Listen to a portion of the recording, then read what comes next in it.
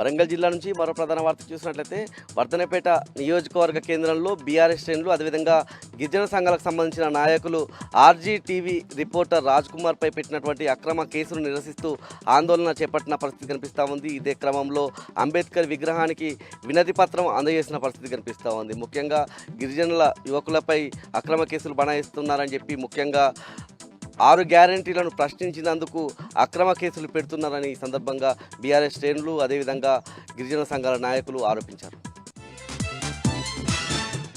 జనగామ జిల్లా ప్రధాన వార్తలను పరిశీలించినట్లయితే ఆర్జీటీవీ రిపోర్టర్ రాజ్ కుమార్ అక్రమంగా అరెస్ట్ అయి రిమాండ్లో ఉన్న నేపథ్యంలో జనగామ సబ్ జైల్లో ఉన్న రాజ్ కుమార్ను మాజీ మంత్రి ఎర్రబెల్లి దయాకర్ అదేవిధంగా ఎమ్మెల్యే పల్లా రాజేశ్వరరెడ్డి మాజీ ఎమ్మెల్యే ముత్తిరెడ్డి యాదగిరి రెడ్డి పరామర్శించి ఆయనకు ధైర్యం చెప్పిన పరిస్థితి కనిపిస్తూ ఉంది. ముఖ్యంగా కాంగ్రెస్ ప్రభుత్వానికి సంబంధించినటువంటి అంశాలను వాళ్ళు ఇచ్చినటువంటి హామీలను ప్రశ్నిస్తున్నందుకు అదేవిధంగా ప్రజల వాయిస్ను తన ఛానల్లో పోస్ట్ చేసినందుకు అరెస్ట్ చేయడం దుర్మార్గం అని చెప్పి వాళ్ళు చెప్తా ఉన్న పరిస్థితి కనిపిస్తుంది. దాంతోపాటు వెంటనే రాజ్ కుమార్ను విడుదల చేయాలని, లేని పక్షంలో రాష్ట్ర వ్యాప్తంగా ఉద్యమం చేస్తామని ఈ సందర్భంగా ఎర్రవెల్లి దయాకర్ రావు హెచ్చరించారు.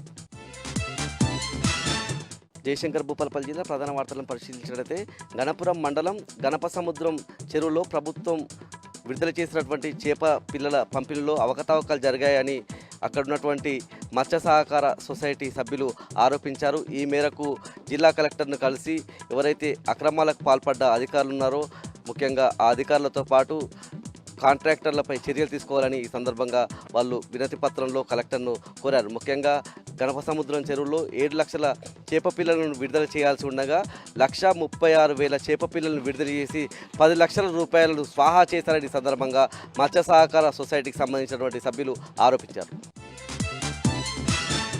జయశంకర్ భూపాలపల్లి జిల్లా నుంచి మరో ప్రధాన వార్త చూసినట్లయితే భూపాలపల్లి మండలం పంబాపూర్ గ్రామానికి చెందిన మత్స్య సోమయ్య అలియా సమ్మయ్య గత 32 సంవత్సరాల నుంచి మావోయిస్టు పార్టీలో కొనసాగుతున్నారు. అనారోగ్య కారణాలతో ఎస్పీ కిరణ్ కారే ఎదుట ఆయన లొంగిపోయారు. ఆయన పేరిట ఉన్నటువంటి 8 లక్షల రివార్డును పునరావాసం కింద ఎస్పీ ఆయనకు చెక్కు రూపంలో అందించిన పరిస్థితి కనిపిస్తూ ఉంది.